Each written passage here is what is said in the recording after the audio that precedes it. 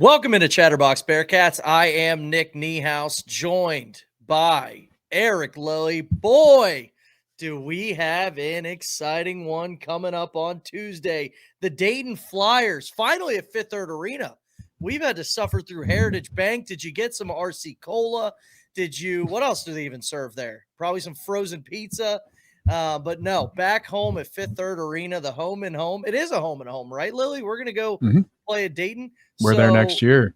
Yeah, so exciting one on Tuesday. So we'll talk about last Friday night's game against Georgia State. That was a rough one. I'm sure you're going to bring me back, some positivity. I got brought back down to earth for that. And then we are going to preview the Dayton game on Tuesday. This is not the midweek show. This is just some extra juice that we're giving you guys because we got a big one on Tuesday. So we'll talk about football, where we stand, in the Big 12, the college football playoff chances we have on a separate video, separate podcast this week as well. So let's get into it, Lily. Friday night, Cincinnati wins 74-64. It was a 29.5-point spread, and we won by 10 points. By all accounts, a terrible game. Terrible game. Actually, by all accounts except one, because we have a superstar in the making. His name is Baba Miller. If you don't know his name, well, if you're a Cincinnati fan, you definitely should. But, outside, if you're a Dayton fan listening, Baba Miller's the one to look out for. He had 24 points, 11 rebounds, 3 blocks, 8 of 9 from the floor.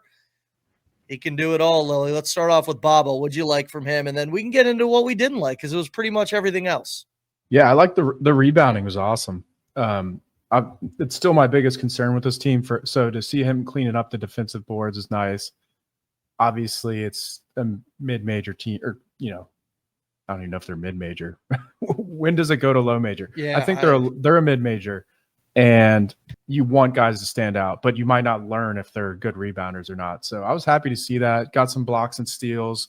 Something with this team, it wasn't just Baba, but drawing contact at the rim, getting to the line. Obviously, we got to clean up the free throws. We did a little jinx, I think, in the midweek last week talking about the 68%, the mailbag question. Yeah. And, I said, hammer the over on 68%. Then we bust out that, 65% performance. Yeah.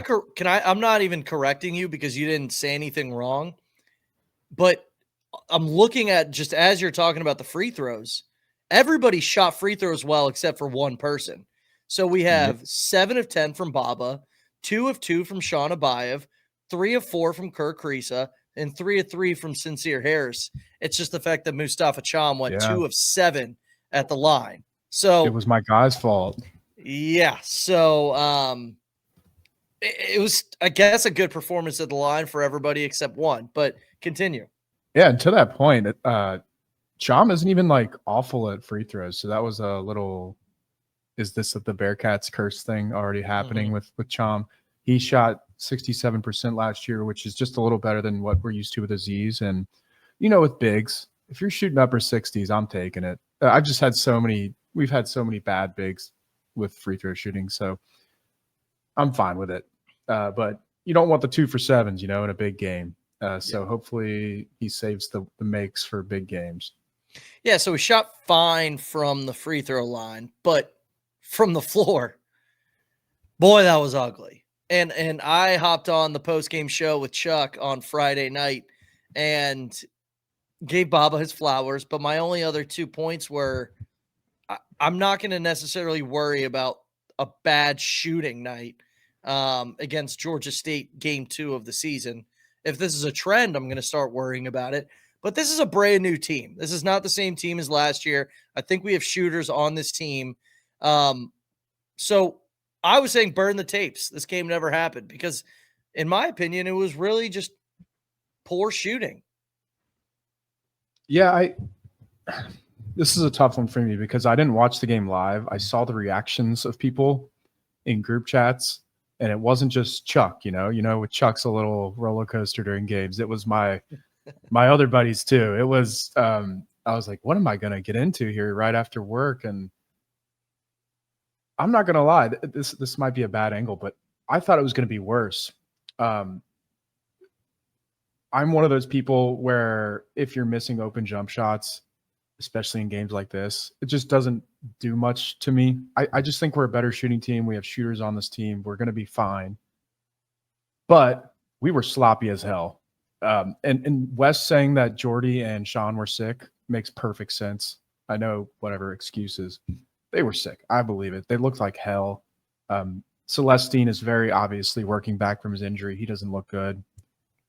To me, the only players that like stood out as good were Baba, Sincere, McKinley. Am I missing? I think Day was pretty decent. Yeah, Day had a good game. It's those four. Krisa's missing open threes.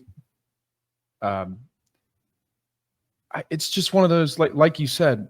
I think we're trying to. People like me and you are trying to be like, this is a new team. Look at all these new players. I don't want to have like my mid-season reaction to like say last year's team when they just keep doing the same thing over and over. I want to try to give them a little shot here.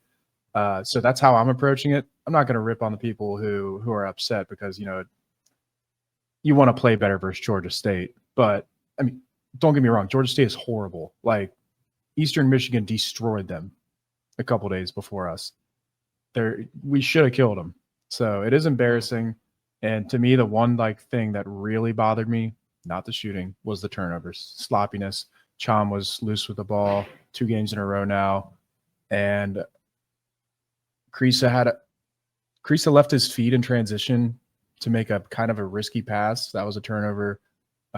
That's not what you want to see from the 25-year-old on the team that's supposed to be settling us down, because we all know Day can be a little erratic. So, the turnovers are what really bothered me. Yeah, 16 turnovers, not great when it comes to that. One more thing, and then we can get into Dayton. So, maybe 2. I'll start off with Cham. Do you think the criticism, because there has been some criticism of Cham, do you think it's been warranted? Now, this is a guy who, when we got him, it was the biggest deal in the world. Wes got his big fish. We paid a ton of money for him. He's going to be an NBA player. He's probably one of the best bigs in the portal. And it's kind of been a little underwhelming. I'm not going to say it's been bad. He still had 10 points. He had 9 rebounds. That's a good night by all accounts. Obviously, the free throws were bad. My text was, when do we start a conversation? That was my text. So let's not say that I'm, out on this guy, because I'm not. I think he's going to be really good. But he needs a good game against Dayton, right, to get the fan base behind him. Let me see. I'm looking at our schedule to answer your question very literally. I'd say by December 1st. So give him 5 more games. So I think a lot of the reactions I did see in group chats and Twitter was about Cham, and the turnovers are really the most concerning thing that I've seen. I do think, you have a sophomore big man who is the age of a freshman, basically. Well, yeah. He's an old freshman. He's the same age as Abayev within a week. And he's on a new team, new play style, new coaches for the most part. I'm just not going to lose my head this early about the turnovers. They are frustrating. You should see, there were a couple of those turnovers. There were guys that he should have looked to and got rid of it quicker. So that's my thing. And then the other thing is weird. He hasn't had a block. I think he had 1 block, 0 or 1 blocks. And this guy was one of the best shot blockers in the Big 12. He's going to block shots here. I'm not concerned about it, but I was a little bothered by his rim protection. I think he gave Georgia State guards and wings a little too much space in the paint. They were making those bunnies, the mid-range stuff. He wasn't blocking them. I think he was just sitting a little too close to the rim, get out just a little further. But again, new teammates. I'm not worried about that part of his game at all. So I'm not concerned at all. I honestly didn't think he was that awful yesterday. The days are mashing together.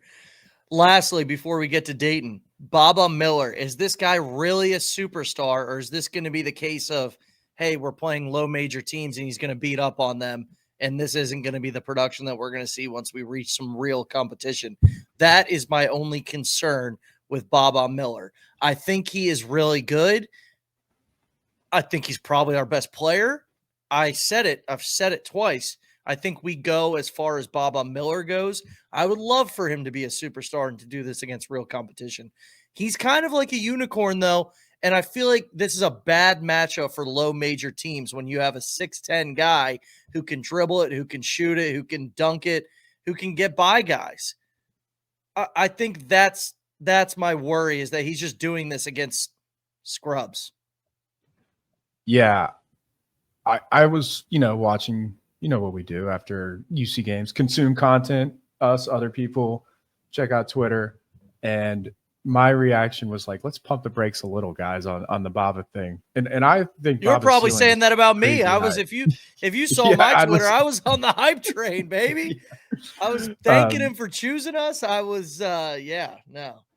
I'm not ruling it out. Obviously, he has tons of talent. There's a reason why he's been on radars for the professional level. But I do want to see it against upper level competition, because I think last year, while his numbers weren't crazy, I think he did prove that he can put up numbers in the American, which, it's a decent league. And to take that next level, you got to do it against the best of the best. So I'm going to wait and see on Baba. But if he does keep this up, even versus scrubs, I think that's a great sign, because to me, the thing that Baba didn't have was consistency previously. He was kind of one of those guys that just blows up once every 2 weeks, and then it just averages out to 10 points. So if he does, if he comes out against Dayton and drops 20 again, I might actually I might hop on the bus, Niehaus, the one that you're driving. I'll be right there. I'm trying to stop getting ahead of my skis when it comes to Baba Miller, just because we've seen this before. And he's 6'11", Nick. We've been so burned in the past. 6'11". Okay. 6'11". Not 6'10". That's crazy, right? But it's we have been burned in the past on these early, flashes from guys where I'm trying to think of a guy. As you were talking there, I was just in my head. I'm like, oh, Mikey Saunders, fastest guy on earth. Look at him against, I don't know, Canisius. So I don't want to get burned, but no, I was definitely on the hype train. Now's a good time to tell you that we're sponsored by Martino's, the best place to have a Bearcats watch party. We are planning on the Xavier game, probably another football game, but definitely the Xavier game would be electric. Martino's steps away from campus. They got the 2-foot gargantuan hoagies. You're going to need to take a nap after them, but fortunately, they got all the good stuff there, the video games, and just the vibes to make sure that every Bearcats watch party, every Bearcats game is electric. All right, let's talk about Dayton. Big one on Tuesday. If you're a Dayton fan, thank you for sticking with us through the Georgia State preview or recap. You were watching tape before we got on here. Lily's breaking down tape. General question, what stood out? First of all, this guy they got from Georgia, Shane Montgomery, he looks just like Sincere. He has that wiry 6'4" frame with lanky ass arms. I saw him get a steal, and it's like, dude, that is Sincere Harris right there. And he's a better shooter, number one, but I don't think he's as good of a defender as our guy. So, I'm taking Sincere. But this guy had 6 steals in their first game, 2 steals last on Saturday versus UMBC. And he's the guys that teams like Dayton just do so well with, bringing talented players from the power level to the A10, giving them minutes and developing them with minutes. It's like those guys, he can't get on the floor at Georgia, so go down a level and perform. And it's early for him, but he's impressive. I actually think, I talked to my Dayton buddy and another guy in Ohio that covers a lot of basketball, and they're in agreement that he's going to be their best player. Maybe overreactionary from the first 2 games, but everything I saw, he stood out. He's a 6'4" guard. What is this number? I mean, you'll figure it out. He's number 2. Yeah. And then my guy, I shouldn't say that because we're playing him next. Can I guess? I remember from last year. Yeah. Is it Letang?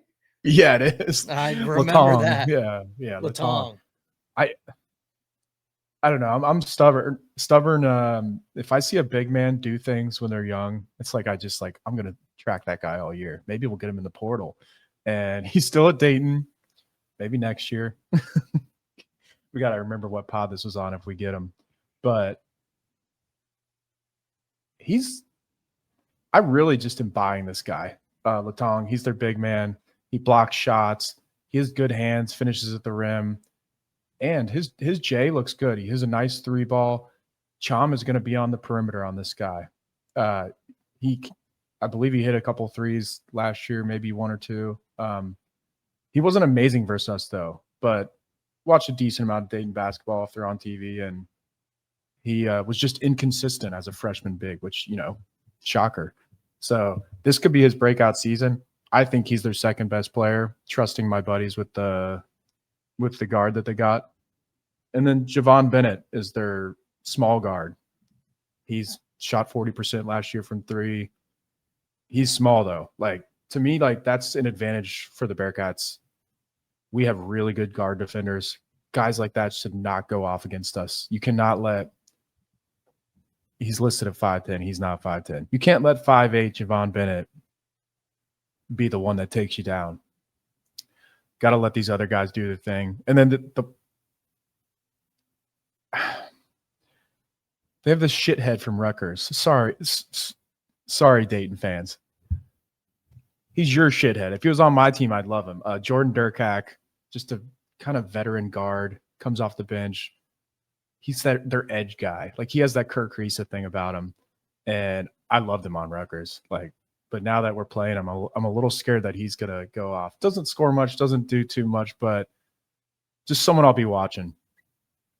So I should say Dayton 2-0. They absolutely took it to Canisius, and they just skirted by UMBC on Saturday, 77-71.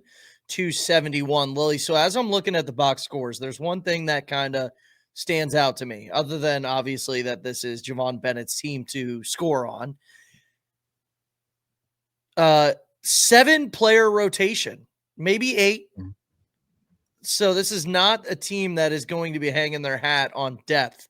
Whereas, and I know it's Georgia State, I know it's a low major, but it was a somewhat close game.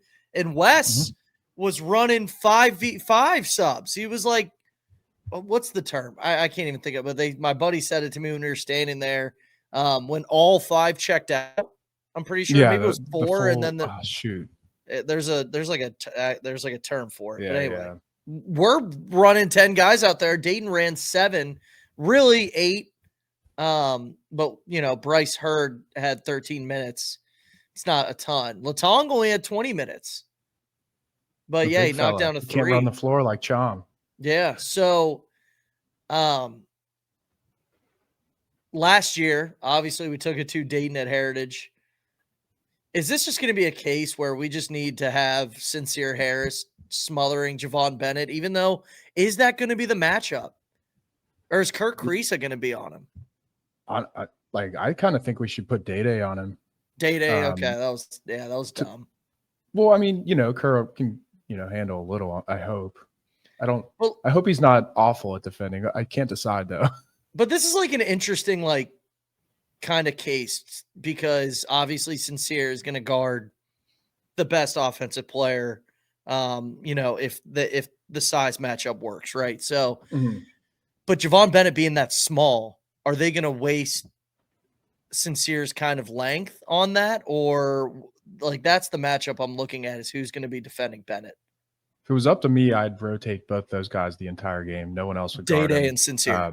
Especially with how much Sincere is fouling right now. It's like he's trying to get fouls.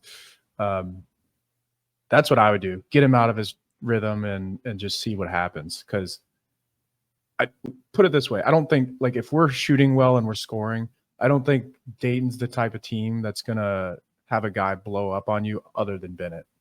And then to your point about something we see about Dayton, they're not very good at rebounding. And I know we aren't either, but this is an opportunity to to show that you can do it, I guess is a way to put it. Like, this should be Cham's breakout party on offensive rebounding. This should be it. I think McKinley should probably do well as well. Their backup bigs are small. I think their backup center is 6'6". So get McKinley in at the 5. Let's see what we got here. And like, just for example, we're looking at Dayton. They are 221st in defensive rebounding, 196th in offensive rebounding. I know it's early. We don't have much data here, but they got smoked on the boards versus UMBC. UMBC had 11 offensive rebounds. It's something we need to try to really go for, especially with these like fast offensive possessions. This might be another Baba Miller game is kind of what I'm hearing with the length that Dayton has or doesn't, or the lack thereof, right, in the rebounding. Is that what you see when you look at the matchup here? Or is there any other Bearcat that you're looking at? I know you just mentioned Cham and rebounding. Offensively, what are we thinking here? To the Baba thing real quick, there is like I said, they're small, but their power forward is 6'11". His name's Jacob Connor. He transferred back home. He's a Dayton guy. Went to Marshall before that. And he went to Alter. Yeah, he's an Alter guy. I hate Alter. I hate Alter. My Dayton buddy hates Alter too. So he was like, I hate GCL brethren right there. I can't stand Alter. Yeah, so that'll be interesting. I don't think he's very good, but they do have size there. He doesn't play too much, but he isn't the type of guy that's going to play backup center either. He's a power forward. He's tall. I feel like Baba should be able to go after him, but the size is there. They're 6'11" and 7 foot at 4 and 5. So, but after when Latong's on the bench, we're talking 6'6", and I think we should attack that with McKinley and Baba. Maybe play Baba at the 5 some.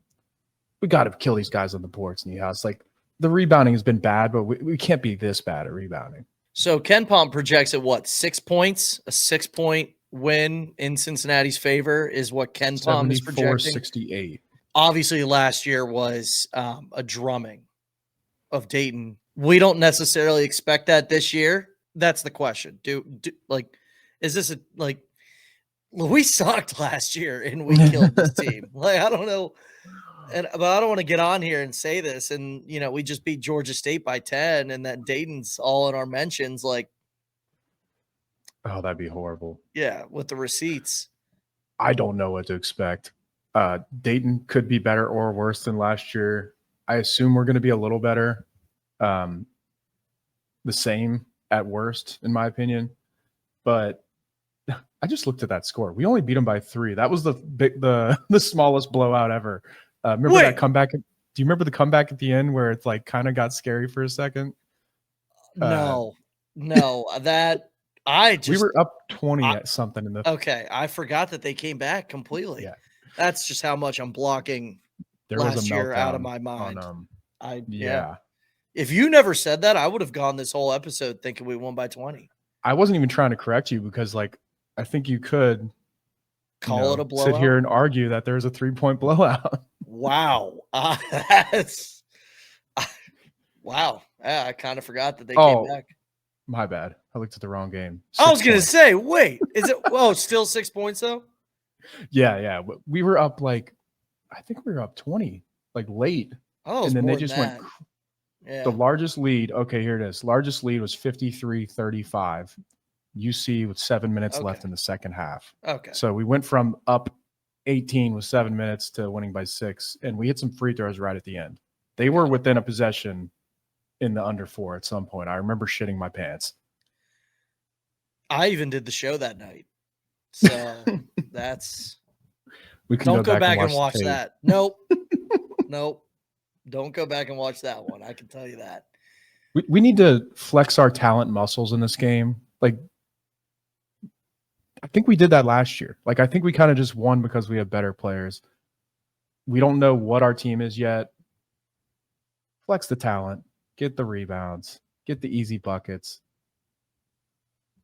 and win comfortably this year instead of that bull crap last year. I would say even a close win at home against Dayton would still get that bad taste out of my mouth from Georgia State. Yeah. Yeah. All right. Anything left on Dayton, Lilly, or are we gonna say goodbye? Hoping we don't hear that chant in the arena, but they travel pretty well. So to the UD fans making the trip, hoping we silence you early and we don't have to hear that the US Bank chant. That's still sometimes I close my eyes and just hear it happening years later. I don't really have anything else. You said Baba. I think I'm going with my Mustafa Cham breakout game. I got to come back at Chuck. We gotta start this battle, the Chatterbox battle between who our best players are. That went so well last year. All right, that's the show. Like I said, we're gonna have some football content coming out for you guys as well.